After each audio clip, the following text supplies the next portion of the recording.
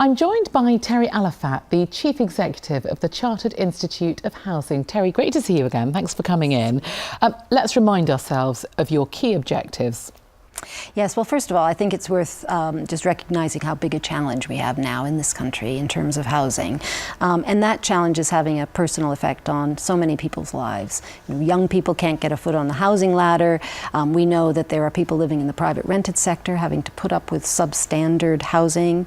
We know people are on waiting lists for social housing. And of course, the worst manifestation is rough sleeping and people having to be forced onto the streets.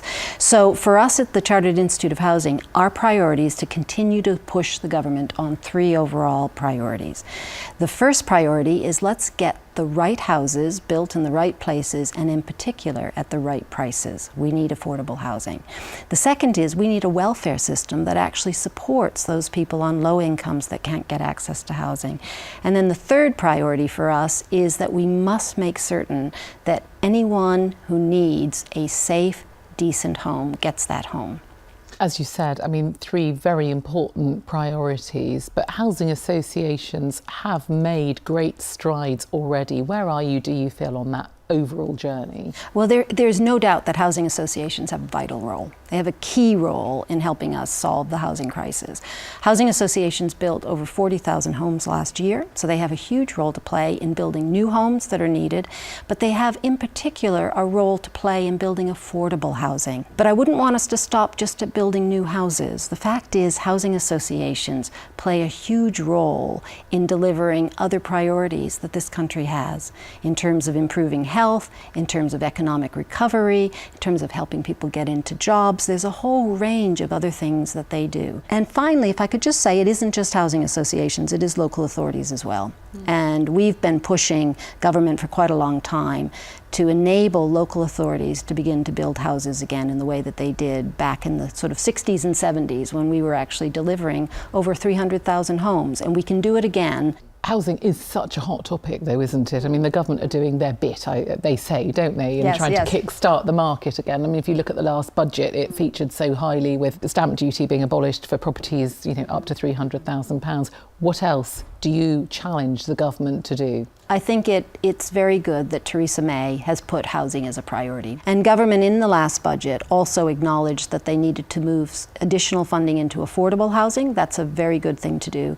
And for some local authorities, they've allowed them to borrow more to build. So you can see they're making some of the right steps in the right directions, but not enough. And some of the aspects of the welfare system, the benefit cap, and indeed the bedroom tax, actually work against the delivery of affordable housing and reducing homelessness. It needs a fundamental relook.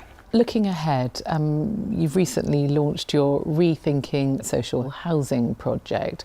What are the findings and how can you act? How quickly can you act on them? There are three things that have emerged fairly consistently from the project. The first thing is that actually the issue about affordability. Social housing has to be truly affordable, and we need to look at how we define affordability. The second thing is the welfare system, and the welfare system needs to support the delivery of affordable housing. The third area, which is really very difficult, is that social tenants feel stigmatized, and they feel like they don't have as strong a voice as they should have, both in terms of their landlord services, but also into national government. The thing I find most interesting about the work we've done so far is that it's actually gone beyond asking the question about the role and purpose of social housing. What it's actually done is ask some questions about what kind of society we want to live in. Are we a civilized society if we aren't providing decent, affordable homes for everyone who needs them? A very good point, and no doubt that will be one of your key priorities over the next 12 months, repositioning people who are in social housing. Yes, absolutely. What else are you going to be focusing on? Well, I think, as I said earlier, we've got a very clear message, whether it's the opposition or it's the government themselves, around those three priorities. And I think that's partly because, as we know, post-Grenfell, the debate has been around safety and building measures and whatever, and we need to take those things on board. So we will be pushing for all of those things in the next 12 months. I think the key thing for us is to make certain it stays on the agenda.